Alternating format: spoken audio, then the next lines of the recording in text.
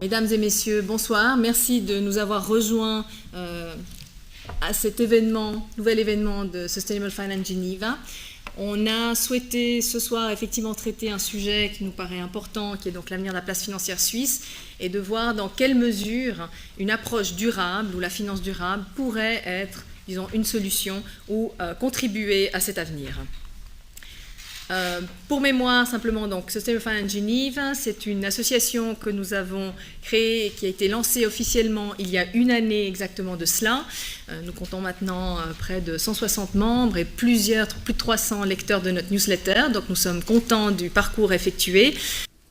Moi, ce qui me frappe beaucoup, c'est que, en fait, dans le domaine de l'environnement, par exemple, dans lequel on est engagé et on intervient beaucoup, on est déjà passé depuis longtemps du débat traditionnel du conflit entre les écolos qui disaient réduisons l'activité économique parce que ça entraîne beaucoup trop de pollution, et à ceux qui disaient touchez pas à mon économie libérale.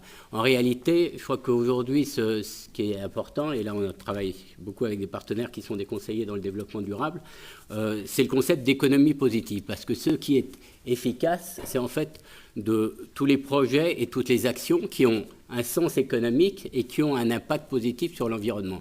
Et c'est là effectivement que on a, je crois que la place financière suisse et Genève en particulier est particulièrement bien placée pour développer et pour agir dans ce domaine, parce que nous avons à la fois une présence des institutionnels, nous avons des grandes fortunes privées, des fondations, des gens très sensibles effectivement à cet aspect de l'environnement, et en plus on a des organisations internationales avec qui des projets peuvent être mis en place. Et donc je crois qu'effectivement on va continuer à se développer des projets, mais qui sont bons, qui ont un impact positif sur l'environnement, mais qui ont aussi un sens économique.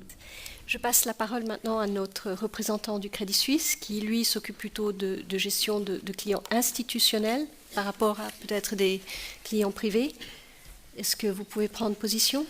Oui, je crois que pour nous, le chemin de la finance durable est un chemin aujourd'hui incontournable. Mais c'est un complément aux valeurs que l'on connaît et qui ont fait le succès de la place financière suisse, tradition, innovation. J'ai vu dans votre dépliant d'ailleurs que vous aviez un certain nombre de données aussi relatives à la satisfaction de la clientèle, à quelque chose qui est très important aussi, qui s'appelle la discrétion, et pas forcément une discrétion fiscale. Je crois qu'il faut qu'on s'entende très clairement sur les termes.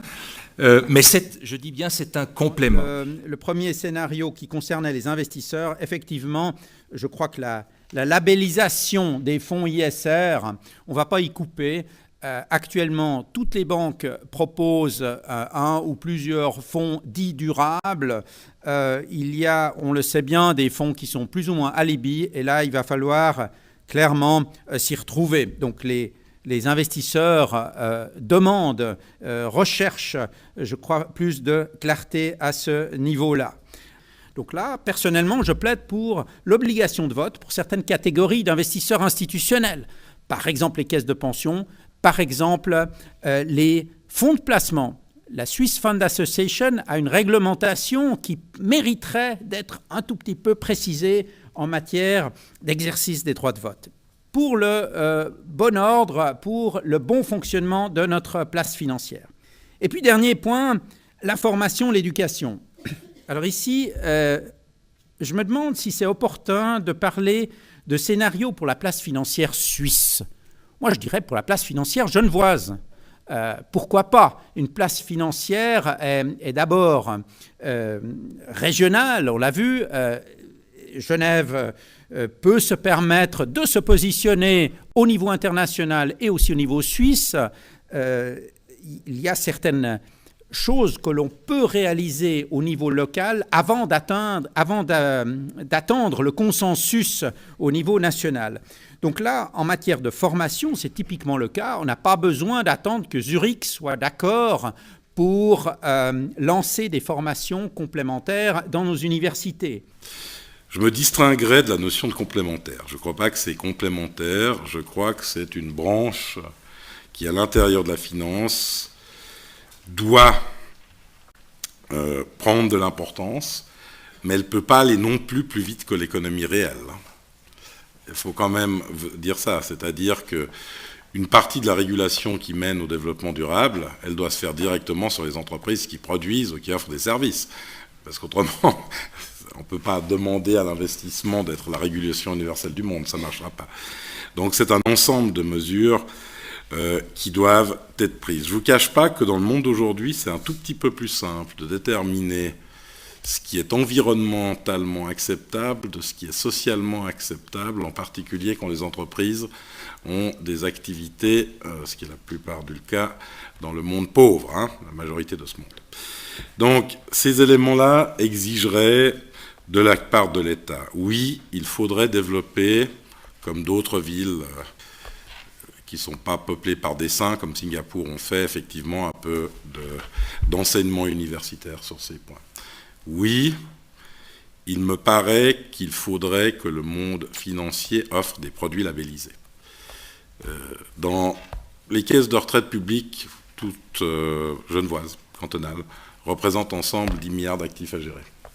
On peut mettre toute la partie qui est en action dans de l'investissement durable, pour autant qu'il y ait une rentabilité correspondant à ce qu'on en attend, qui est à peu près raisonnable. À condition qu'on sache ce qu'on fait.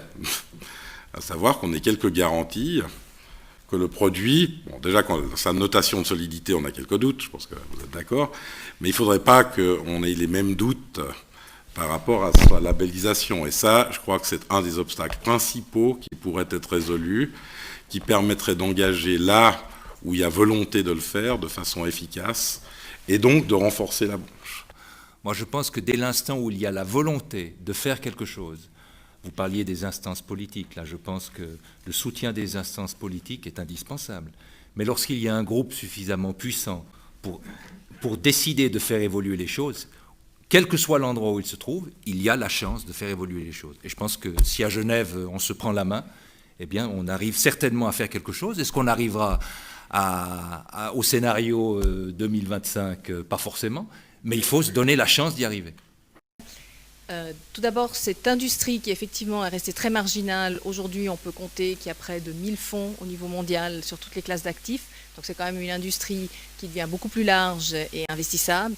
Et par ailleurs, une autre chose, par rapport à l'œuf et la poule, est-ce qu'il faut attendre que l'industrie arrive avec plus de produits ou en fait ce qui se passe aujourd'hui par rapport à des très grandes caisses au niveau international qui elles-mêmes effectivement continuent à travailler avec les mêmes asset managers, mais leur laisse un laps de temps pour s'adapter et revenir avec des solutions tout à fait performantes, mais en exigeant que progressivement, elles intègrent justement cet impact social environnemental dans leur gestion classique. La cotation en continu est nécessaire pour donner de la liquidité. Et la liquidité, c'est ce qui permet effectivement de donner accès pour des entreprises qui ont besoin de faire des augmentations de capital auprès d'investisseurs qui n'investissent que parce que les actions sont cotées.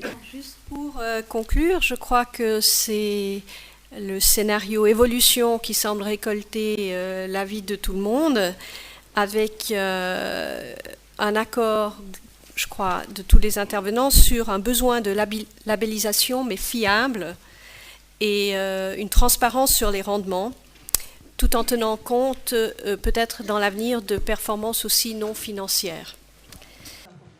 Merci beaucoup.